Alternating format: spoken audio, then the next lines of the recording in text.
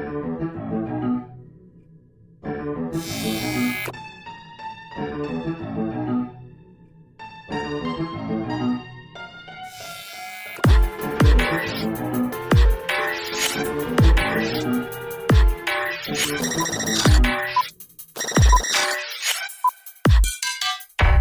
everybody, and welcome to Black Frame. I'm your host, Ivy Reese, and I'm joined by my co-host, Marco, the Latin lover.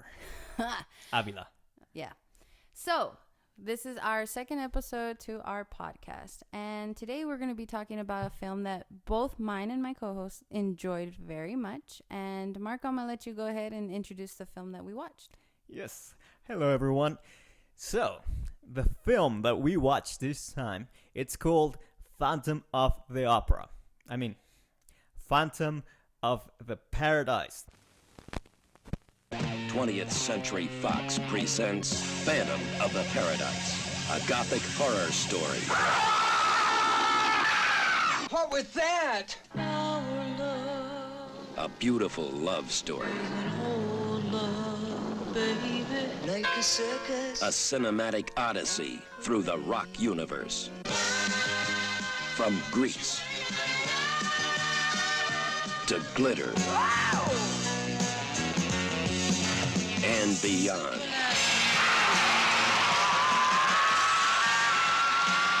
The story of a sound, the man who created it, the girl who sang it, the monster who stole it, and the phantom who haunts the paradise, the ultimate rock palace.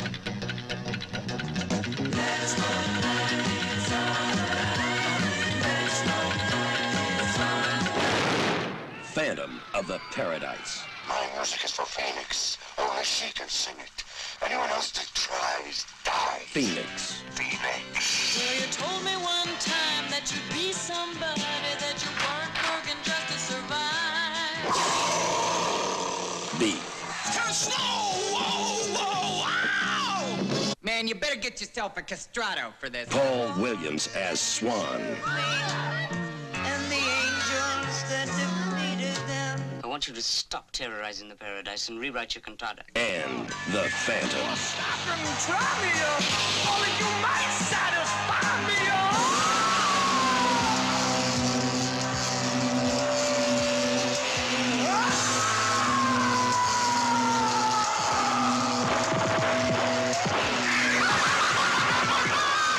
Phantom of the Paradise.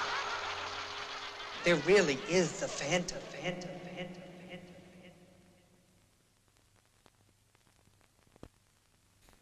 Phantom of the Paradise. There is a difference. Ivy, God, why would you tell me a different thing? No, Ivy, no. It's Phantom of the Paradise. It's a cool movie. Even before the musical, Ivy.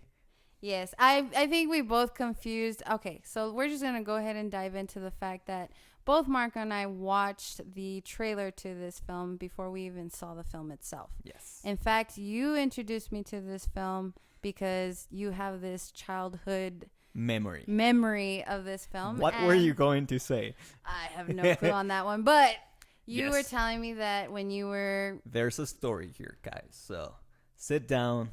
Let me tell this.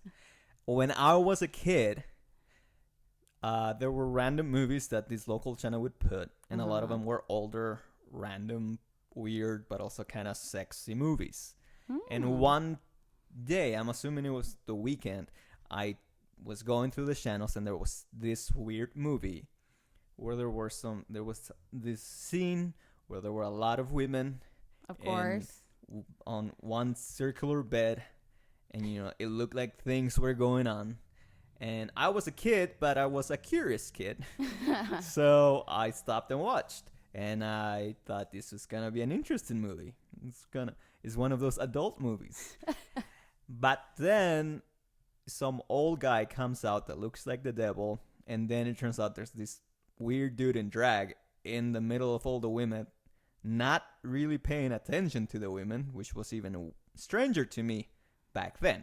Right. Not anymore, because I'm open-minded now. I saw that scene, and then I don't know why. I guess I changed the channel. Maybe my parents came in, and then those I kind of saw movies for maybe you. a not. Well, to that point, all I had seen was half naked women, Yeah. and that interested me. But I assumed that movie was just that.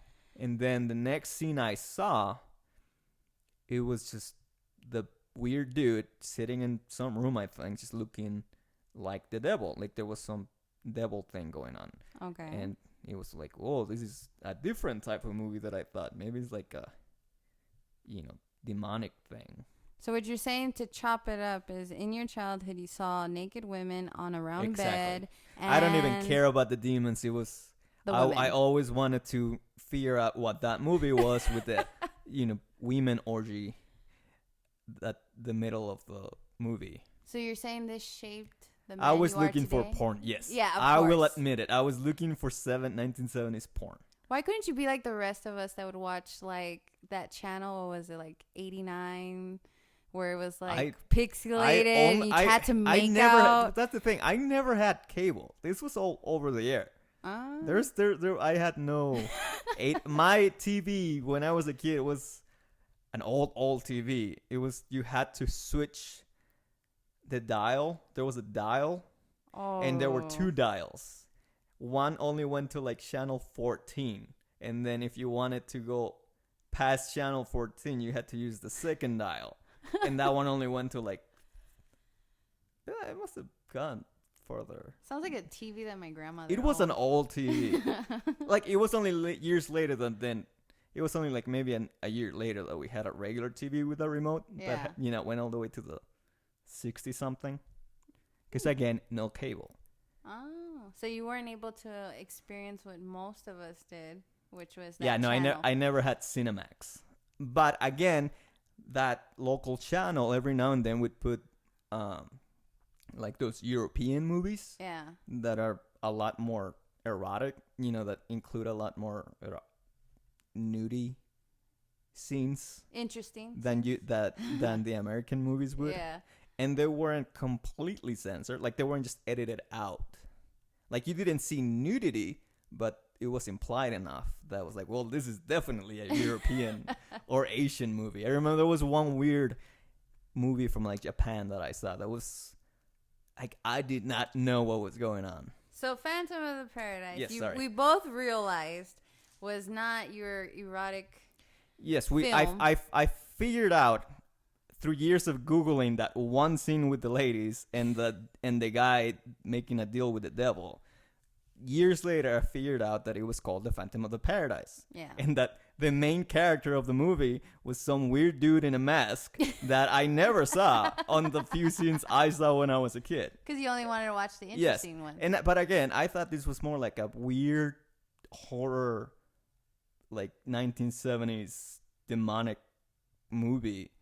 And then when I saw that mask, I was like, well, this is obviously some weird, stupid parody for The Phantom of the Opera. I showed you the trailer, and you Yeah. laughed, and I laughed, and we're like, well, we have to do this movie. But that laugh sort of just cut off just as soon as because we watched the film together. Yes. And our laughter went from laughing the fact that we thought this was going to be like a comedy horror to a, hey, this is actually really good. Oh, yeah. Like, we assumed this was going to be a weird parody, and that The Phantom was just going to be some 1970s electronic music kind of blend of Phantom of the Opera with Darth Vader Yeah. and a cockatoo because of the helmet.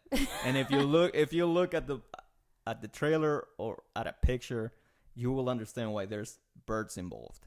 Yeah. So going back to this film, Phantom of the Paradise, we both watched it and we both really enjoyed it. Oh yeah. So let's just cut to what this film was about. So Yes. what was the film about? I feel like I'm in school again. Marco, what Except was I this did- film about? Except I did do the reading this time. That's weird. No, I would. As I soon would as just- soon as I was notes. out of school, I did the readings.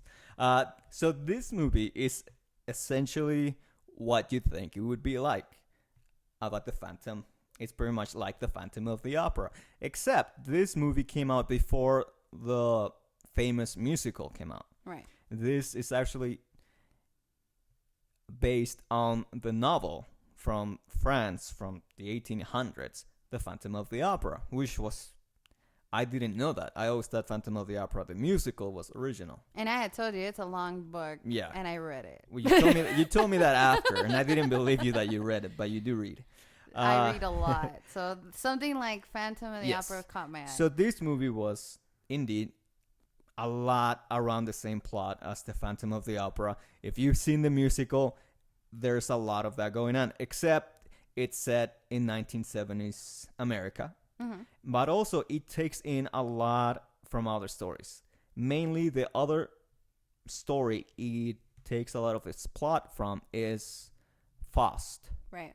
which is the original medieval story of the guy that sells his soul to the devil so that he can gain something, and then he gets screwed over because the deal is by the devil.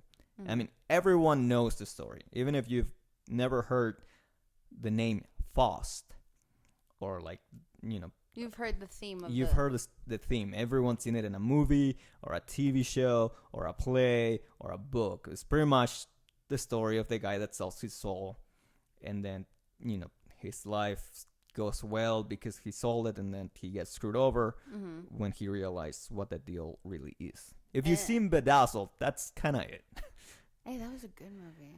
Yeah, we should Wait, watch the it. old one or the new one? I've only seen the new one, but I love the new one. I saw the old one when I was little. The new one, I liked it just because of Brendan Fraser and obviously the devil. I forgot her name, but she was a really good actress, a really hot actress, but a very good one.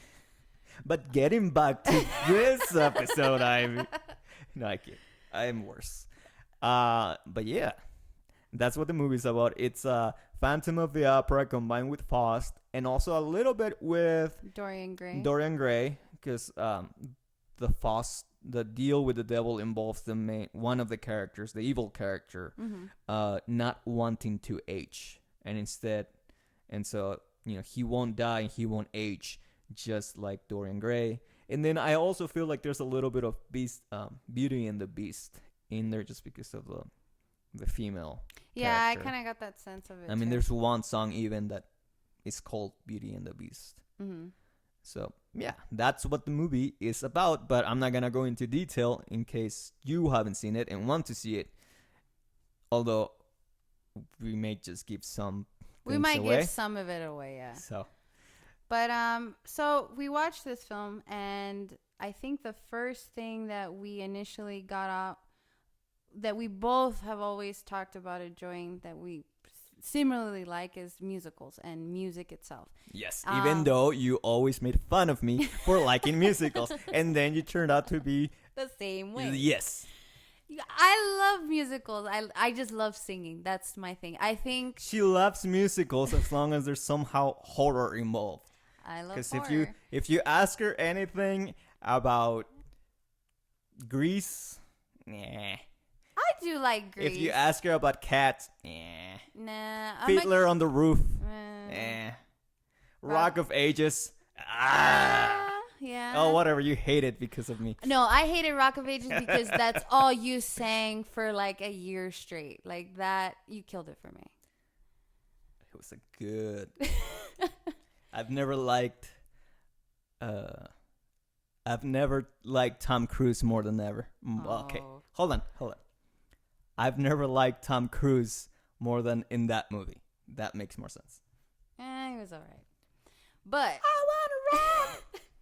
But I mean, this one we enjoyed because we both enjoy musicals. We Yeah. both enjoy just music in film generally. Yeah, and not only that, this movie also has the type of genres that we just love. I mean, if you've ever heard, if there's any songs that you like from the 1970s, this movie had one song that sounds like that. I mean, there's multiple songs. A lot of them are within different genres, but Yeah. they're all great. They're all great songs, and they all fit the specific genre. And I mean, if there was a song or a genre that we didn't like, we still laughed at the song because it was funny or something. I think we both agreed on this as well. I think after we watched it, we both agreed, because this is what ended up happening. you and I finished the film. We were like, oh my God, that was a great film, blah, blah, blah. The next day, you and I started texting each other like, did you hear the soundtrack? Oh my God, that song. You and I went through, I think, a week or two straight of just hearing the soundtrack of Phantom of the Paradise. Oh, Me more so. When I was out running, I was listening to the soundtrack. Oh no, I listened to it just as much. Yeah. I like on my drive to work and back, I would put on the songs. And then at some point I found a few karaoke versions that are online for some of the songs, and I learned the lyrics trying to sing it. It didn't work very well. You're a good singer. Well, yeah, You but got not on the songs Oh. that have the karaoke. I just don't have that range. Oh. Like I can sing rock, I can't sing glam rock. Oh, And I love the that. one song I like the best is the one song I could never do. I could never achieve that. But we agreed that when it came down to the soundtrack of It was this film, good. it was It really was good. good. You couldn't even tell that it was like it was a film. If you were just listening to the soundtrack, just not knowing it's part of the film, you and I were saying that we could just listen to this. Yeah. We could just listen to the soundtrack and But forget. knowing the story around the songs, because the songs are obviously relevant to they're relevant movie, to the film. it but- makes it even better. Yeah. What was weird to me is that none of the places we're looking for the movie called it a musical. They all called it like a comedy. I think we found it on Amazon, Yeah. and it said it was a comedy.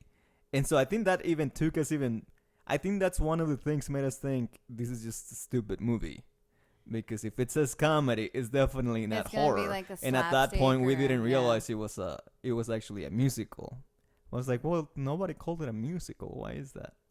But maybe, I mean, I don't think 1970s movies were all had that much music in them for them not to call it a musical. It's weird. But either way. So, the music, one of the things that did it for me was the fact that it was one of the characters, the evil character of the movie, is actually the same guy that composed and wrote all the songs for the movie. And his name is Paul Williams. And Paul Williams. if it's not the same dude that wrote the music for... It's not the other Williams that wrote all the music for the Spielberg movies. No. This is a different Paul Williams. An interesting character. This guy does more regular type of music instead of, soundtracks. Yes. But Ivy, you went all in on Paul Williams. Oh, I did. You even had a yelling match with someone about Paul Williams. I did have a You yelling wanna- match. You wanna dig into it? enlighten us about Paul Williams? Because if I get something wrong, I enjoy Paul Williams. I'm gonna be straight up honest. When it came down to prior to watching this film, I wasn't a very big I knew who Paul Williams was. I knew he was a producer, he was a musical artist. It wasn't until Phantom of the Paradise that I become invested in who he was, because I really enjoyed the fact that when you were telling me oh yeah, dude, he wrote all the music for this film. I was like, oh, interesting. So I started researching a lot about Paul Williams. In fact, you bring it up. Mm-hmm. I had a screaming match almost with someone. We will leave them anonymous. a certain individual. person. They were trying to play me a song from a modern artist, and it was Hip-hop artist, right? Yeah, it was a hip hop artist. And they were trying to tell me how this person was oh, he's creative. Look at what he created. And I'm like, no, that's Paul Williams. So Who? for anyone that's getting confused, this hip hop artist it was his song, but he had sampled Yeah. Paul Williams. So And it's not apparently it's a not lot like of artists it's not have sampled them. it's not like they gave her a straight up Paul Williams song thinking it was somehow hip hop, because Paul Williams is not writing hip hop. No. And it was just he used it as a sample in Yeah. his song, but he thought all of it, including the Paul Williams sample, was original to the hip hop artist. In fact, the sample that they used of Paul Williams was from another film. I don't quite remember. I think it was a Dracula film that. I wish I was come out when of. you told me, I was really, really hoping it was from a Blackula film. because I've always wanted to see those movies. And if you tell me there's a Blackula film out there that's a musical and it's all written by You Paul would've been all Williams, over it. I would have forced you to watch that movie next. But I mean, yes, I did get into a little match with someone over it because that's when I had just become so invested in learning and hearing more of Paul Williams. But I did enjoy a lot of, like, I enjoyed one of the songs that comes out in the film. It's called The Hell of It. Oh my God, that song. I remember I was running one time, and you ever run and you're like, you have no endurance, you have like no will to continue on. Okay, That popped out on my Spotify, and I was like, I got this. I'm going to run, and I'm going to run like it's no one's business. That song got me through that workout. Okay, so essentially you have found your version of the Rocky theme and your version Yes. your version of the final countdown. Yes. Okay. I have a song for everything that I need to pull through. Like if I'm playing video games and I'm not doing very well in this particular game. Let me guess. Zelda. No. Oh, damn it. Actually, and it's funny because people are going to laugh because they know it so well. Oh, SpongeBob SquarePants theme song. Duh. No. When I'm playing a video game and I need to get through this level, I listen to Black Betty all the time. What? That song, Black Betty. That's the song that gets me through. And I will guarantee you, like 95%, I will pass that level So with Black Betty. essentially what you're saying is that you need a soundtrack in your life. My life is a soundtrack. Well, not if you need to find it on Spotify, on your Spotify, unless you're singing it. Well, Paul Williams is my running inspiration at this moment. He is getting me through those workouts. I feel like you just need to watch Rocky. Probably. Because if Paul Williams does it for you, the So Rocky soundtrack will get you sprinting. Now, I'm not kidding. I used to listen to the Rocky soundtrack, and it would, like, if I knew I was only running a certain time in which Yeah. I could time the soundtrack, I would play that. I just need to create a playlist for everything I do. And actually, last time I was running, it's a little longer, so I play a different playlist from a show I love, which is Lucifer. And if you don't worry, if you like Lucifer or you don't like Lucifer, or you've never watched it, I'm not gonna say anything about the show. But the playlist itself, the show has really good music, and it's very, it's the type of music that helps you keep running at Yeah. a certain pace. It's like those But pump up because it's YouTube, soundtrack, once right? it goes through some playlist, it starts playing your own playlist. Yeah. And so I was already out of breath, and it went from some random techno pop song from the playlist to my playlist, and it started playing the Rocky song, the Rocky theme song. Man, I was like, yeah, yeah. God. So for the rest of the song, I was like, not booking it, but I was definitely back to my regular pace. But then it went away, and he played a song, like a more romantic song for my playlist, and I just started, I think that was your point to slow down. And then I had to start walking, like, oh my God.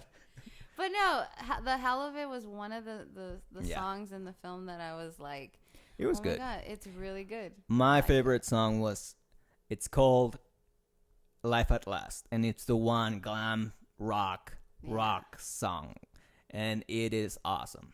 It's really good, and you're gonna get mad because God. it reminded me of the Rocky of Horror course. Picture. Because it's a glam type of, like a glam rock. But it's okay. song. I'm not mad anymore. I was mad when we were watching the movie, because we actually got to watch the movie together. Yeah, We were watching the movie. We get to this point in the movie where your song comes out. where they're setting up the whole. There's one song that sets up Life at Last, because it's a stage act. You know, you're watching a stage act on the movie. Yeah. It's a concert, and the lead up to this song, there's this whole stagecraft going on where they're pretty much constructing a Frankenstein monster, and the whole time we're watching this, I'm paying attention to the movie. I'm getting really invested in the music, because this is like the part where you hear rock in the movie. Yeah. And suddenly you start yelling, oh, Rocky Horror. They stole this from Rocky Horror. Well, you And then proved me wrong. the song starts playing, and I really want to get into it. They stole it from Rocky Horror. It's like, dude, stop. I'm pretty sure I had to pause it Yeah. and rewind it. It was like, no, I'm watching this again because you couldn't stop yelling about It Rocky had Horror. the same set, but you proved me wrong Yeah, because I had to go in while it Yeah. was paused and show you that this movie came out before First, before Rocky, Rocky Horror. Horror. You even no, but you still gave me lip because you were like, well, no, because Rocky Horror was already on stage before the movie, so maybe they took it from the stage play of Rocky I don't Horror. know people's lives. I don't know if they took it.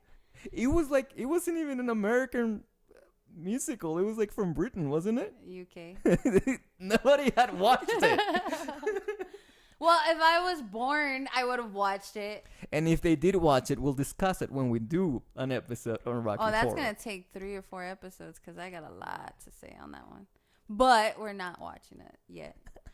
But yeah, you liked Life at Last. I remember yeah. you went cuckoo for Cocoa Puffs. I watching like that rock. Scene. It was, you also like the scene. I It's did. actually the scene itself is It was creative. very, very well made. Yeah, Like, it was it's- very creative for yeah. its time. And we both were like, wow. Especially that one scene. Spoiler alert on this, but the scene where I guess it's like the lightning bolt hits him. Yeah. So the dude gets killed on stage via electrocution, and the electrocution comes via a stage light Yeah. that's shaped like a neon stage light that's shaped in the form of Like a lightning a bolt. flash. Yeah. A lightning bolt. And, it hits him and he gets electrified and everyone thinks it's part of the show. But the effect that was done is like an old school film effect, but it's just It went with moothless. it. It It's went with it. moothless. It goes with the movie, it goes with the electrocution, and it goes with the song. Like Yeah. it looks like they did the effect following the music. Which if you've ever edited music, it's hard to do. Yeah. It takes a lot of focus and patience, but it looks great. I always have to take pauses. Like if I'm editing a music video or anything that has to deal with music, I drive people crazy because I will like play a song over and over and over until I get it right. But that's just how I do. Yeah. But talking about that part, we should bring up the fact that the whole production, the whole movie, it's not like your usual movie where everything's shot on location in some city. This is a type of movie, because I just don't think you see this as much unless it's like a sci-fi movie. Yeah. Where a lot of the sets were built. Were very weird, original sets. And there was like an actual set designer. And you should know because you're a theater major. So Yeah, you but I kinda mean, related to it. even if you're not a set designer, Yeah. you can tell that a lot of the locations in this film were custom made. Yeah. And I think that's one of the bigger things about this movie. There's a very specific look and theme to it, and they really, really went with it. Like some of the rooms for the evil guy, because they want to keep They making wanted you to think that portray him as he's the devil. So this, he would live in rooms that were just completely red, but Yeah. also they were like seamless rooms and big rooms, very extravagant rooms because he's also famous and rich. But even the directing, Well, that They- dives they did- into yeah, the they did a lo- creativeness of the themes and they the did a way lot were of doing it. weird, cool effects where they use a lot of the movie happens in a stage. Yeah. And so they use certain effects, film effects, to be able to show people backstage what it's like to do a rehearsal, but then at the same time show you what's going on in the backstage, as well as how it looks in the front of the stage when there's a performance. And like they really did a lot of stuff you don't necessarily see nowadays. I feel. Yeah. Everything's a lot more. Up front rather than behind the scenes. No, I feel like everything's just a lot more aesthetic for aesthetic's sake. Like everyone wants to have the beautiful locations, Yeah. so nobody does sets, nobody does stages where you can arrange stuff to fit your story more Yeah, I get instead of trying to fit the story to the beautiful locations you can find around, the world. But I mean, that's So it's more so not a Michael Bay film. It was like explosions, panorama, hot beautiful women. places. Yeah, but yeah. But I mean, we digging into the directing part of it. We're talking about the scenes with the devil with Paul Yes. Williams playing the producer. Yeah, by the way, Paul Williams plays the devil, the evil guy, and it's pretty. He's pretty spot on. He's really good. It's weird because he doesn't look like someone that would do the devil. No, he's like this But very. that makes it even more creepy. He looks like a young Elton John. Oh, that's the other thing. That's you just reminded me. The reason through the years when I kept looking for this movie. Yeah. Because of the one scene I remembered, seeing Paul Williams, because I was a kid, he looked so much like Elton John So you thought that it was I Elton assumed John. this was a movie with Elton John. So for years, I would Google Elton John movie where Elton John plays the devil, or movie where there's a devil and Elton John is in it. But I could never find it. But obviously because there's no Elton John.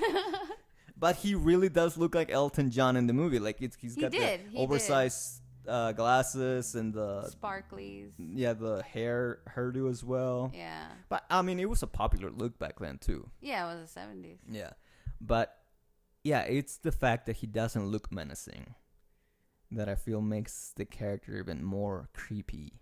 I think what made him menacing was how he acted towards everybody else. He seemed like he was a harmless person, but I think that's what made him even more dangerous. Yeah, that's what I'm saying. Like, he's so calm. Mm-hmm. And he looks like a genuinely calm person. But I feel like that also, by keeping that on the character, yeah, really gave it an extra layer of, an extra dimension of, I don't know, evil. Yeah. Potential evil. But that's why we were talking also about the director. So the director, we were both saying like, oh, we didn't know this. It's Brian de Palma. Yes, Brian de Palma. And going into, if you guys don't know who Brian de Palma is, you've seen a lot of his films, and it's what, Scarface. Scarface, the original Carrie. Juanito's Way. Yeah. Is it Juanito? No, Pablito's Way. Carlito's Way. Yeah, no, you all Scarface, Carlito's Way. Isn't Carlito's Way the sequel? Yeah, is it? To Scarface, right? Oh, is it? I didn't know that. I think so. That's what I've been told. Never seen it. I'm not gonna lie. I was supposed to see it once. That's why I know that fact, but that may not be true. It was. If y'all want to look it up, y'all can look it up. Well, I mean, we could look it up, but we're lazy. We're very lazy. But yeah, he's done very big movies, but also he's done a couple more cult films that we'll probably have to look into because I had never even heard of them. But that's the thing we were saying with him, because if you've seen Scarface, a lot of I guess to me what I've noticed watching Scarface is a lot of the background has a lot of detail as to where the film mood is set. Each background is very specific, tells you a lot about each character. And that's why we said like the rooms where Paul Williams is in, it's red. Yeah, it's a very like a hellish kind of. It's feeling. a very not so subtle way to tell you more about each character, and at least what each character is like in each scene. Because the female character in the movie starts very innocent, and you can see it on the way she dresses. Which, by the way, you will kill me again. Oh God. That character you're speaking of is Jessica Harper, who also played the second Janet in Shock Treatment. Which is supposed to be like, I guess, part 2 to the Rocky Horror Picture Show. It just never really made, I guess, much headway as the Rocky Horror Picture Show did. But she actually played Janet Weiss on the second shock treatment. But anyway, her voice is amazing. Like, I loved her voice. I've always loved her voice. It has like that masculine but yet very feminine. She has a lower range. Yeah. You like that, huh? I do. It's like a Pat Benatar for me. Like if they can hit high notes, like you're not too impressed. But if they can hit the low notes, it's like love it. But is that why you like? Well, I don't know. Does Beyonce fit in that range? Because she can hit high notes, but I don't know about low notes. Because I know you love Beyonce. I like Beyonce, yeah. I like Lemonade. I relate to it. It's a good album. So if you were to choose between having the type of voice between Beyonce or who sings Skyfall? Skyfall. Or Adele? Adele. You would want to have Adele's voice range then. Yes. Okay. Definitely. So you definitely rather hit the lower I than feel the higher. when you can hit So high and Mariah low Carey's voice versus No. Adele. Totally Adele. Okay. I'm not a You don't huge Mariah like Carey fan. you don't want to break glass with Uh-uh. your voice. I mean, unless it's like my superpower to break glass, then sure. But it's not. Well, when you drink enough wine, it is. Oh, burn! Oh, burn. I need a sound effect. Burn. Insert sound effect here. I'm gonna need a soundboard. Oh. Just make this into a stupid radio show. But yeah, so like Jessica Harper came out. We both Yeah, she's good. enjoyed her voice. The voice is good. They portrayed her very well, kind of like how you were saying, like the Beauty and the Beast. She's the beauty, and Yeah. obviously the Phantom is the Beast, Yeah. and falls in love with her. But And then she sad. actually sees him and gets all scared she's and like, stuff. "Who the and, hell are you?" Stuff doesn't get resolved between them until the end, but it's too late. Yeah, I think the Spoiler casting was very well. The director did really good Yeah. casting on this. I mean, I know you definitely like the guy that plays my song. Yes. Garrett Graham. If you don't know who Garrett Graham is, You're like me. yes, and I had to explain like to normal you. people. If you've seen Child's Play 2, he plays the uncle. I'm sorry, I relate more to horror films than anything. So if you were in a horror film, I probably know you. even if you were an extra, she has a following. She's part of yeah. your following. She's a fan. But yeah, Garrett Graham, he plays your She's song. the one that sends you those creepy cards Oh, those are every Christmas. Oh my god. But so the casting itself, it was pretty good. I enjoyed the fact that they had Garrett Graham playing as like this glam rock singer. Then you have Jessica Harper, who plays pretty much what would you say like she was? Kind of like a Well, I mean, you could say she's the damsel in distress, but not Yeah. really. but she holds her own a lot. Yeah, no, that's what I'm saying. She's not really a damsel in distress because she's not in distress till. She's not really in distress for most of the movie. She's very independent. But She's really more came like out- She's more like that character that's in between the good and the bad guy. Well, they're both evil at the end. Between the Phantom and Paul Williams' character. Yeah. She's the one that they're tagging at.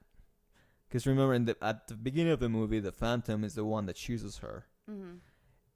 And then Paul Williams decides to keep her and tries to kill the Phantom. Yeah. So she's more like that tug of war character. Well, that makes sense. This movie doesn't really play stereotypes. I noticed sure. that. I noticed That I think after they mixed that Phantom of the Opera story with the Foss story, Mm-hmm. I think they didn't care about stereotypes. Instead they just stuck to the theme of the movie, which was the folly of selling or wanting to sell your soul Yeah. for either fame or your music or love. And really that's what the whole movie's about. It revolves about selling your soul, because all the characters ultimately it turns out that pretty much all the characters have sold their soul for something. Yeah. I mean, all the songs revolve about that. Even the first song is about a dude killing himself so that he can make enough money out of that to pay for his sister's surgery. Mm-hmm. And so it's all about debt, and it's all about doing a stupid deal for something that you really don't need to. And it really plays, all the characters just play into that theme so well. I think every actor understood that well enough that they knew that, okay, I don't have to play an innocent character even if this character is being innocent in the first scenes. Because, I mean, at the end of the day, all the characters are flawed. And almost every character dies. Oh. That's Spoiler what makes alert. and that's what makes this movie good. Pretty much everyone dies at the end. Who doesn't like one of those movies where everyone dies at the end? Sounds like a Disney Except the dog. Aww. That's always a good movie where everyone dies. But what about costuming? I was thinking of the costuming. Like, look at the Phantom's costume. Well, I think I we feel were like both saying... except for the Phantom, I feel like every other costume was normal attire for the 70s. True, but how could I say it? Like the Phantom's costume. I think that's what caught my attention to even watch this film to begin with, because that's when I was like, oh, this is up my alley. Like, I could watch this. Oh yeah, I mean, you can. It's a weird mask. Like a bird. It's definitely like a bird. It's definitely inspired by the Phantom of the Opera. Yeah. But then it has this tinges of Darth Vader. I mean, because I know the Phantom of the Opera has a cape, but when you see this dude wearing all black with some boys' bags in his chest, it looks like a cross from Darth Vader and Marilyn Manson. It's a weird. Well, the Marilyn Manson comes more because you can tell he has mascara on his eyes, like and his teeth and his lips. Oh yeah, it's like it's almost like a emo kind of look when you think about it. No, it's like modern. It's like Marilyn Manson. Like look. if you think about it, because the mask is only covers half his face. Yeah. It's like maybe that's where emo kids got the idea of putting their hair to cover half their face, slicked down. It's very emo. Just think about it. Half his face is covered on black. He's got eyeliner. He's done something weird with his teeth. He had big boots. Boots. I loved them. He was a cross between emo and goth. Like prototype, like a proto if I emo seen from him the in 70s. high school, I would have dated him. Definitely, hands down. God. I was into kids like that. And more. And more. I dated all types. That means you didn't have a type. I didn't. But going back. No, it's okay. Let's talk about this. Let's explore this. Good. Let's talk about your childhood, Ivy. Oh, you don't want to hear it. Who hurt you? What happened to you? A lot of things happened. But Going back to the film.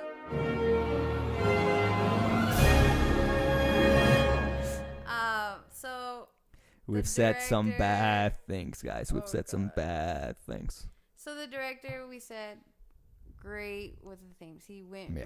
He was like Oh really yeah. good. And by the way, I looked it up. Carlitos Way is not a sequel to Scarface. Carlitos Way is actually its own novel. Really? It's like its own story. It was based on that story. There is a sequel to Carlitos Way, which is like the origin of Carlitos Way, like Carlitos Way, the rise of Carlito or something. That's the movie that I was supposed to watch back in college. That they told me it was a sequel, and then I think I saw the wrong trailer. I think I saw the trailer to the original Carlitos Way with De Niro. Yeah. And then I was like, oh, if it's a sequel, it must be the sequel to Scarface.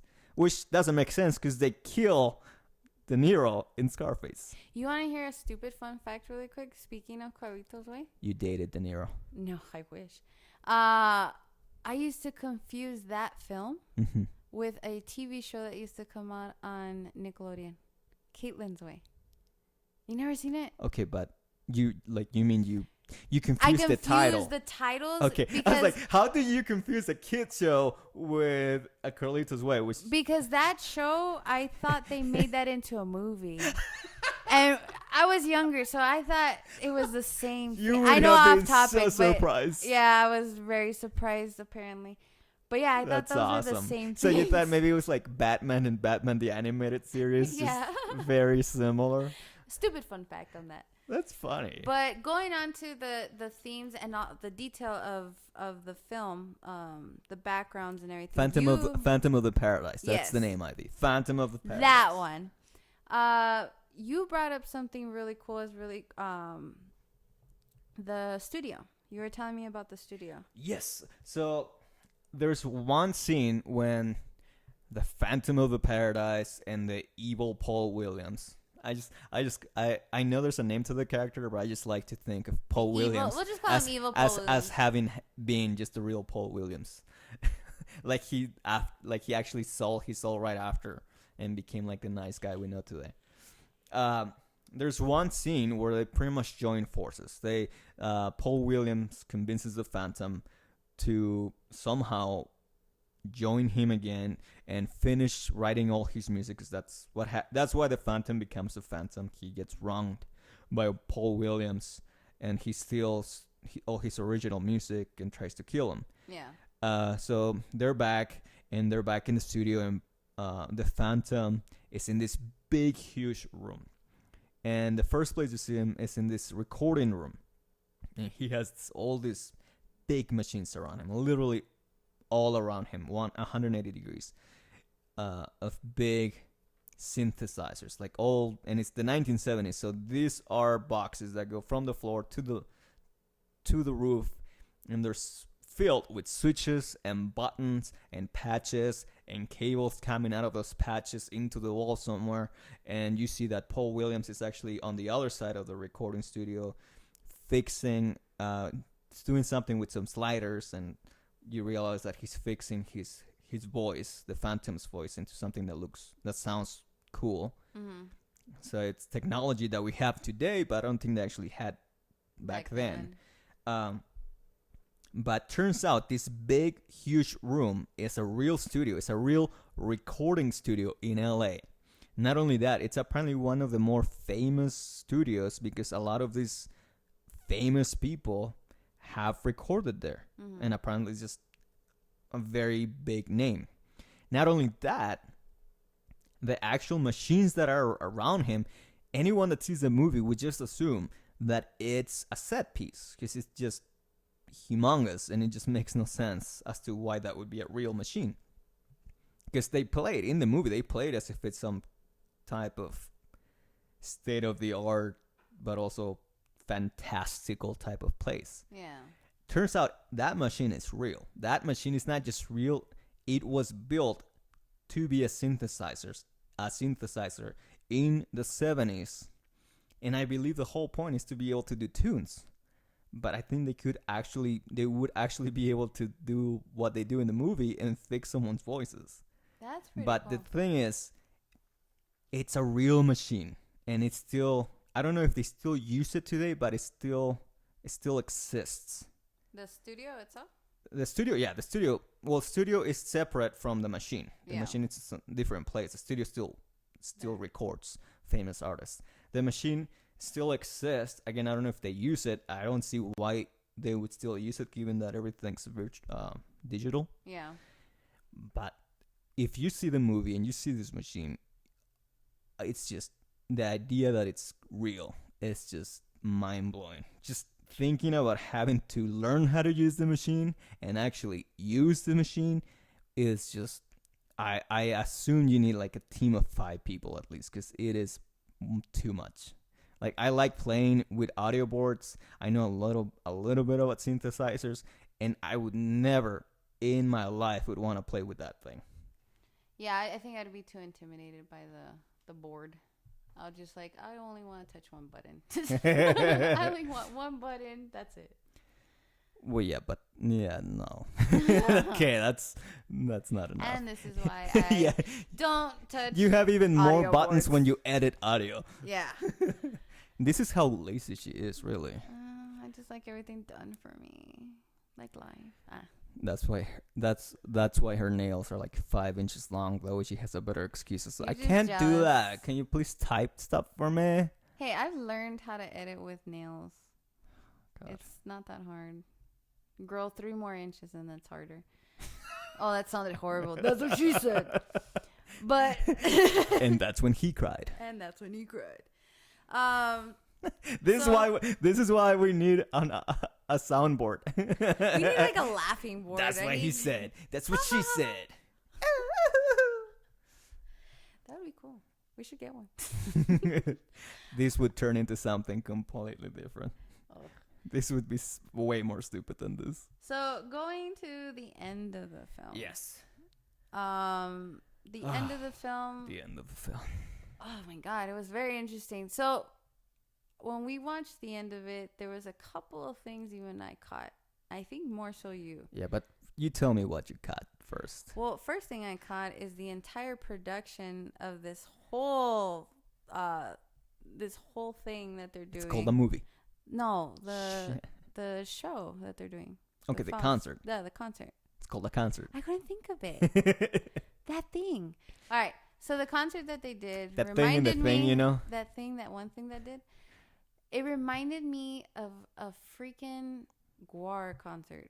Like that's the interpretation I got of it. You mean the rock one? The first rock one. Yeah, we spoke about it while we were watching Yeah, it. we're like, Actually, this is Guar. The whole thing about that setup is that again they're trying to make a Frankenstein, which again when the main guy comes out to sing Life at Last, he's supposed to be this Frankenstein monster that has been made out of all these body parts. Except this is the cool part, and this is why we kept saying this is War. This is where War got it from, because as far as we know, this is too early for that sort of metal rock and those type of shows to be really be happening. But either way, what they do in the show is that the band that's setting up the main song, they're supposedly going around the people on the audience and chopping up different pieces of different body pieces from different quote unquote audience members. And obviously you can tell it's all part of the stage magic. Obviously you can tell that they're taking pieces of props, that it's like not supposed to be a real hand, it's just a little mannequin, that the head's didn't really get cut off of someone. It's not a trumpet. But that's the thing.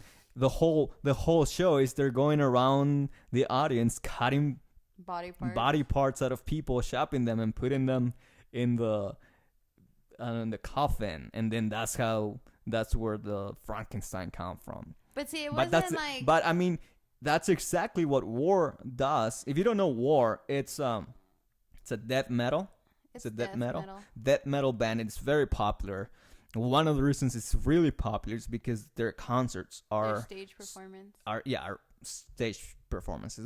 They're just gory. Their costumes are this huge demonic monster type costumes with big masks, and then during the performances they chop heads off, they cut people's necks off, they cut their own necks, and there's all this blood. They also do very political things. But so the whole point is it's a whole Trump performance. Yeah. And there's a lot of blood and there's a lot of gore. And their penises have spikes. Exactly. And people go to watch this. People pay to watch this. Ivy. Oh no, I also have a couple of friends. That's how I know War. But that's exactly what pretty much the same concept that they were doing in this movie. Yeah. Which were so it was like a PG version of it. In other terms, right after Ivy stopped yelling, "Rocky Horror Picture, they stole that from Rocky Horror Picture," she started yelling, "That's War! That's War! That's from War!" And I had to remind her yet again, this is too early. Yes, I just get caught up exist. in the moment sometimes, and I forget when things are done and who went first and who went last. But I liked that. And then we go to like the very end of the film. You caught something. The very ending, again, the very ending of the movie happens in the same place, in the same stage where the rock concert happens. It's just a different point in time in the movie. And it's just the weirdest scene. Well, I mean, not for the 70s, I guess. But it definitely leaves you with a weird sense of what the hell happened. It's the 70s, Because man. it's the end of the movie. It's the climax of the movie. The Phantom is back. He needs to prevent the evil guy from marrying / no spoilers. Well, yeah, whatever. You already Yeah. spoiled it. He's there trying to prevent the evil guy from marrying / killing the girl. Yeah. Everything's happening while everything's going live, while the show is live, the Phantom somehow figures out how to kill Paul Williams, because again, Paul Williams had the deal with the devil where he can't die. He was immortal. But yeah, he finally figures out he found the contract, and he figured out how to kill him.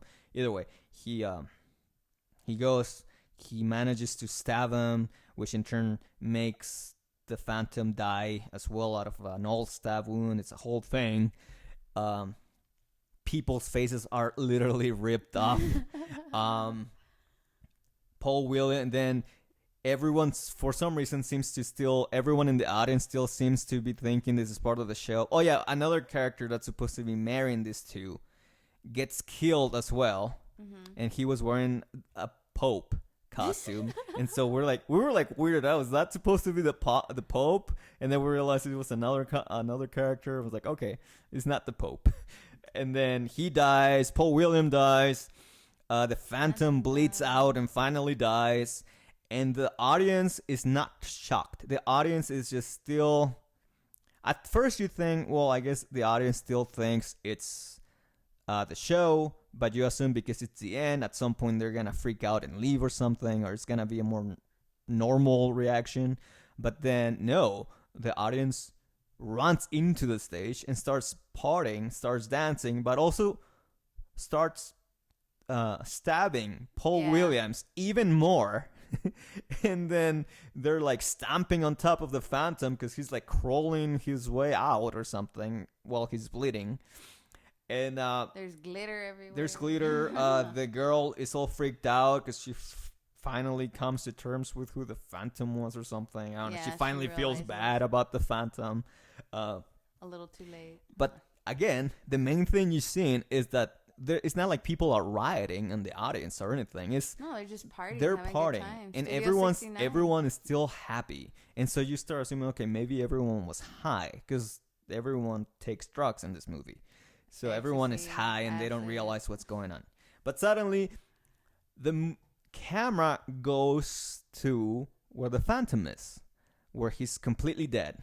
And I believe the girl either is already gone or she's just by her side crying. No, I think she's still standing, like she's like crying. Yeah. So you kind of stop giving attention to her because she's just still crying. And the camera starts panning up and zooming out. Mm-hmm. But again, your two characters are just kind of on the floor. So it doesn't take long for your attention to get off of those. Yeah. Because they blend in with everybody else. Yeah, because everyone's around them. It's not like everyone's avoiding them. But the thing is, literally everyone else is dancing and partying and having a good time because I assume they're high. And then there's this one dude, though, that somehow is pretty much right on top of the Phantom. Like, he got up on stage, and I guess he got up on stage right next to the body. And the thing is, the camera is slow enough to move away from the body that for half of the shot, your attention gets drawn to this dude because he's that center of the shot. Yeah. Not only that, you realize the dude is kind of standing up or something. He's kind of following the camera. The camera is kind of following him. And the dude realizes there's blood all over his hands. Because again, it looks like he just kind of had gotten all over the body, and he's all bloodied, and you can see his reaction, him freaking out about all this blood, and you start thinking, oh, okay, maybe this is how everyone else starts freaking out. Yeah.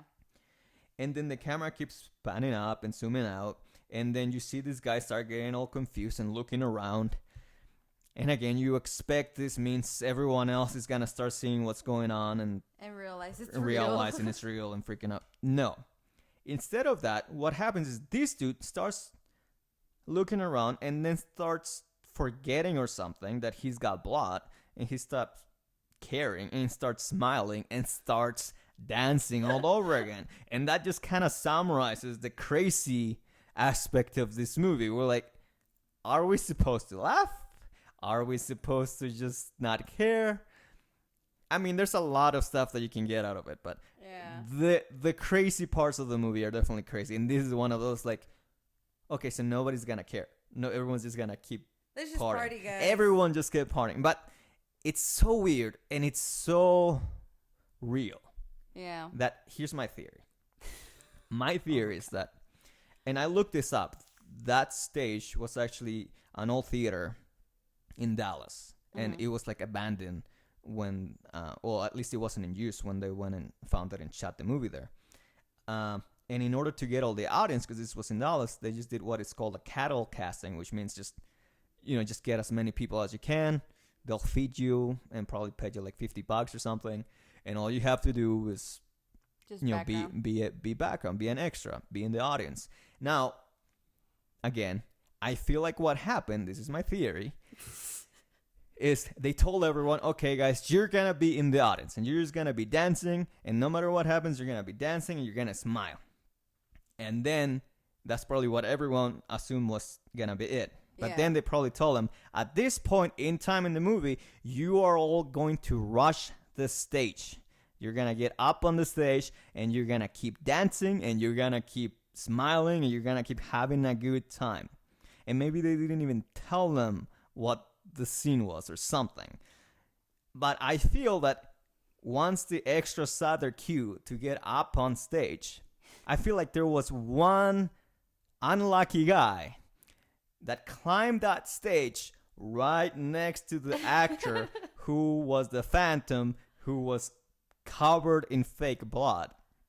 And I feel like he got just in the right spot. He got on top of that stage, right on this right spot where he got his own hands and his own costume all messy.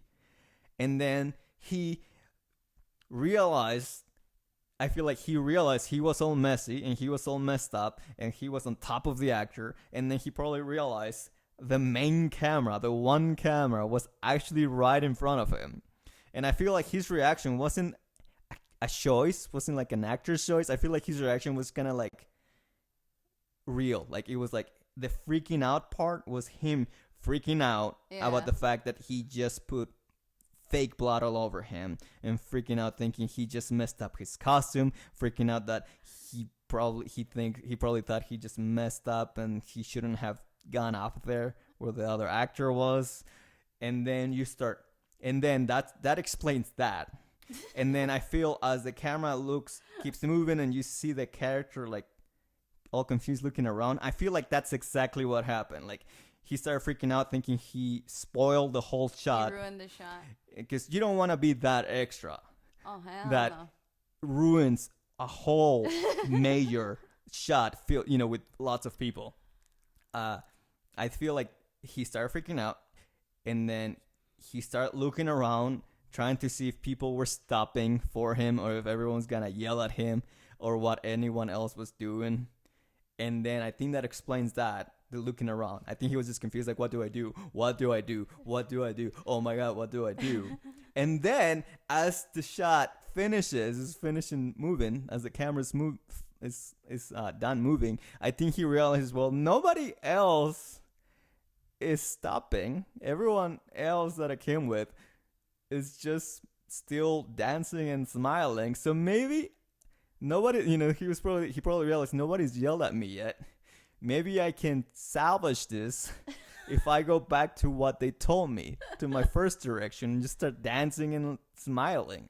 And I feel like that's just what happened. I feel like he freaked out, realized nobody cared, realized everything was okay, and just in case that wasn't enough, he just like, okay, I'm just gonna go back to what they told me to do. Because I feel like he must have been an extra. See, and that's the sad part. It must have happened. I had to go back and watch that. But you saw it. And saw that. Because when you first told me, I didn't believe it. Or I didn't, recognize it or see it. And I went back a second time to watch it on my own to see that one scene that you were talking about. And now that you're explaining it to me, your theory, I'm thinking, this poor guy. Like, this poor guy is like trying it's just to too real. savage the fucking. It's too real. You see it. Like, I feel like there's no way they told this one extra. Yeah. Or there's no way they hired one actual actor to be like, you're gonna get up right behind the main character, and you're gonna have this whole reaction, but you gotta take your time. The camera's gonna take like 2 whole minutes to move, so you're gonna have to take 2 minutes for your full set or for your full reaction. I feel like that was just a happy accident. Oh my god. Because I mean, and it happens. Extras can sometimes make a movie, and sometimes can screw it up, and sometimes it's just like, that was hilarious. We have to keep it. But see, I've always. Or nobody actually realized it except Yeah. for me. Like, I'm the only one that's ever seen it. Like, that's curious. I wonder. But that's what I like about films, and I've told you this If before. you're the extra guy, if that's you and you're hearing this, please call us and tell us if I'm right. I think I'm right. I'm right? You know too much about being an extra, do you? No, I don't. Yeah. I've only done it a handful of times. So See, that's I've not never enough. done it, but I told you I would be a horrible extra person because I'm like I would probably be like a method actor. There's no such thing as There is. There's no such thing as method acting for an extra. Yes, there is. I would develop like this whole character. I think you think extras do a lot more than what I'm you sorry, think. but I would take my scene, whether it's 5 minutes, 2 seconds long, I will create an entire story around it. If you're in a scene that's 5 minutes long, that is that is either an extraordinary movie, because that's a lot of stuff to do in 5 minutes. No, I feel like or- I would be like Mike Wazowski all the time. Like I'd just be that person in the background, but you never see their face because something's like covering it the entire time. Yes. But I'd still develop a character behind it, just so I'm prepared. You would be that one person that like is told, okay, you're gonna walk from point A to from mark A to mark B. That's it. And you would be like the one extra that starts walking with a limp or something. I mean, like, what? because I'm developing a character. We just hate you. I'm gonna be that character. What? Why are you walking funny? Are you hurt? Because when I was 5 years old, I was in a car accident and I lost my leg. Do you ever see the episode of Friends where Phoebe's an extra? I think I haven't. That's probably what she I'm can't find it. She thinking of. gets a little too nervous, and she has to carry a tray of medical utensils, and she just can't stop shaking, and she just ruins the shot every time. And then she gets into the character thing, and That's what I'm saying. stops the scene every time. It's like she's supposed to be an extra's waitress. And she keeps Oh. stopping this and like, what's my motivation? You're a waitress. You're carrying one plate. I'm telling you, if you develop a character behind what No, you're see, doing in a scene, if you're you an would extra, be better prepared. If you're an extra, all you have to do is go just hit your marks and don't look at the camera. That's it. How do I know I'm not being scouted by somebody that's watching that film? Well, They're if gonna you be like, are being who is that scouted, girl in they're the not gonna background? pick you if you looked at the camera or you missed your spot or your cue. Because again, if you missed your cue or your mark, that means the camera's gonna move. You're gonna be still, and then suddenly you're gonna start moving randomly. Like, why did that person suddenly move? I'm just saying. Or it's gonna be the other way around, where you're moving through the camera, and then before the shot ends, you just stop randomly, like halfway. No, if I'm gonna play a tree, I'm gonna play a hell of a tree. God, I'm you're gonna one of like, those kids. I'm gonna develop that character. I was a tree that was. Tell you what, you should be an extra, because after the 12th time you shoot the same scene, you're not going to care. Like, okay, I'm just gonna walk. Done. That's No, I think I would keep that is what I've learned from my few experiences as an extra. Oh, You're going to take so many shots. You're gonna have to redo it so many times. You're just not going to care. All right, but That's why I like doing the other backstage jobs more on film, because yeah. I could just go sit down and play on my phone while they shot the same scene, literally like 20 times. Like, it's been 2 hours. That kid is only supposed to hand a cookie. Why is it so long? I would make a great extra. I'm just saying. Developing a character would make you better. You would look at the camera. I know, because sometimes it's narcissist, hard not I to look will. at the camera. That's been my How many experience. times have you been an extra? I've been 0. But how many times have you been an extra? Like 4. I hate acting. Anyway, I like acting. I'm okay with acting. I'm not a good actor. But it really depends. If I'm acting on stage, I'm more comfortable there, 'cause that's where I started, Yeah. and people are a little farther away, so I don't have to be too. Well, I mean, my face can be as exaggerated as I want to, and it doesn't matter. Film, I've only done acting in film very few times, I've done. and I short learned films. that I really need to see what I'm doing on my own. Yeah. Because the few times I did film, the directors were like, "Oh, that's good." Like, I would ask them, "Was that good? Was that really good? Was that like, did I look good? Or did I look weird?" I wanted them to tell me the truth, because I didn't want to look stupid on camera. At least wanted. It's not like I wanted to be a superstar actor, but at least I wanted to. I wanted the acting to be at least convincing. Yeah. And they were like, no, that's good. And I think I did like 2-3 different films. And oh my God, Hey Marco, what did you play? it was bad. Oh no, and when I was, the ones that I did as actor were different characters. Every time I've been an extra, I've been an illegal alien. An illegal immigrant. Because, I'm short and I have a beard and I'm Mexican and I look the part. Oh my Oh, God. I remember. One time on a short film, I was supposed to be a PA. I ended up doing both, being a PA and an extra, which was weird because they would tell the actors, "Okay, go rest. We're gonna reset. Take 5." Okay, now we go take a snack or something. We're like, and right after, "Marco, where are you going?" Take To provide the 5. snacks. To take 5. Like, no, PA, you're a PA now. I was like, oh crap. So in between takes, I had to go back to the directors and see what they needed from the PA. It's like, oh my God, why did I say yes? Funny though, I pretty much used my own, what I was already wearing, because I had jeans, because we were in New Mexico in a ranch. Yeah. So I put on like work boots, a nice set of jeans. And I had because I wasn't a creeper or anything, so I just put a plaid shirt on, and they saw me, and they took me to costuming, and they were like, "Well, your pants are good, your shoes are good.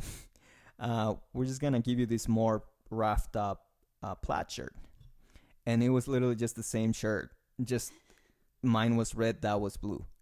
I was like, okay. They just grabbed it Yeah. from your car. I was like, it's just slightly more dirty. I was like, Oh God. this makes me feel this doesn't make me feel great. This is like my Saturday outwear. But yeah, no. You've acted, right, on film? I've acted. I'm not a very. You were good another actress. Phantom, right? You wore a mask as well. No, my problem is. Oh, that that's right. That's in those different films. We don't talk about Yeah, those we don't films. talk The ones about where she those wears the ones. mask. No. That's my OnlyFans page. The sad part is that I always thought it was funny. See, that's exactly the same reaction I always get. I That always was thought it funny. What are you I talking thought I was about? a comedian. I realized people just laugh at me, not with me. That is always a path to success in acting. And my problem with acting is I have this problem where I overthink. So when I'm acting, I could be telling you, "Hey, so how's your cup of coffee?" In my head, it comes out as, Hello, "Hey, da. how is your cup of coffee, sir?" Okay. Like, I change accents like crazy. I don't even have to have an Oh accent. God, please don't do accents. The worst thing about Ivy and accents, so They that all you guys sound know, the is same. no. They don't all sound the same, but she does not know what accent is actually from what country. Like, for example, Ivy, do a Russian accent. Vodka and cigarettes. Okay, last time I told her Russian, she did Scottish. I kid you not. You've trained. Fine. You've practiced. I see. I practiced my Irish accent. Do Irish. No, it's embarrassing. Okay. Just say cereal lines. Cereal? Like, yeah. How racist can you be? No, do the tricks line. Tricks is for kids. Yeah, but do it in an Irish accent. No, you're thinking of Lucky Charms. Yeah, but everyone knows that line, so do the one from Tricks in an Irish accent. Oh. It's just Silly rabbits. Tricks are for kids.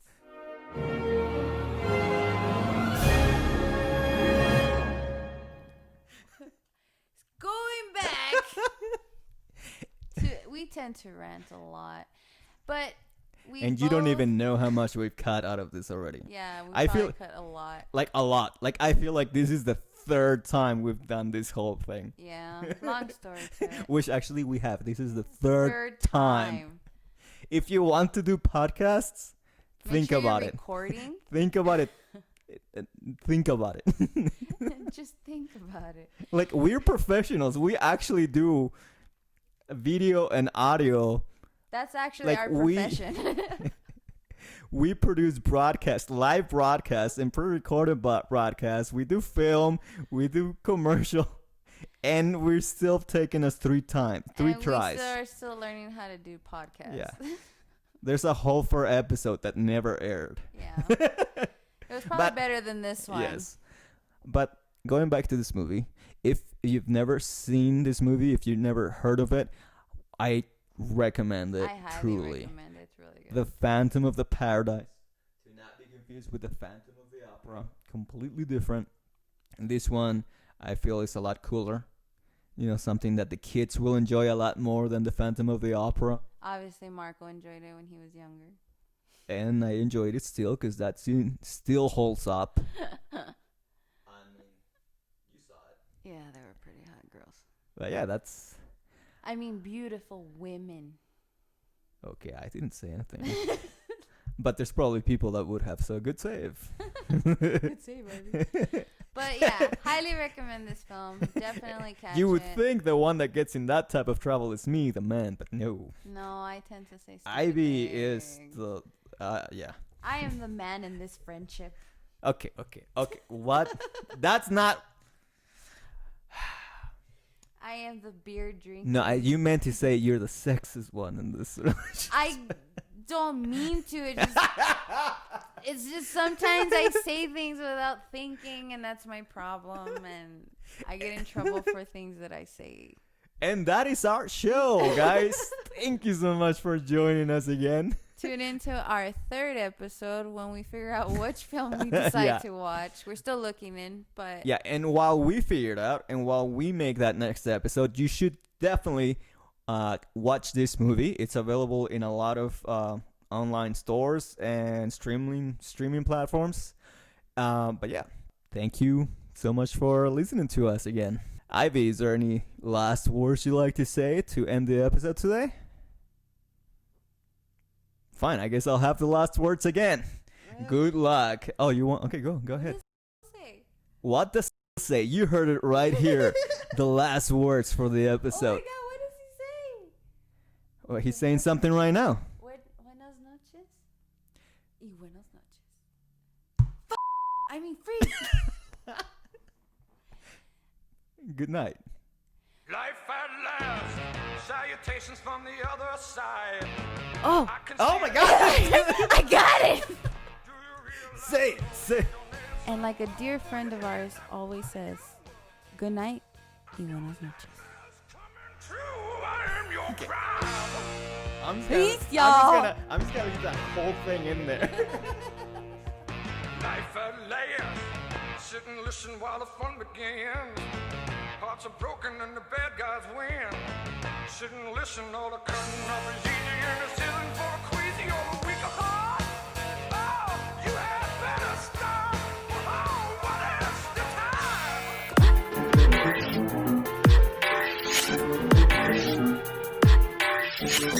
time?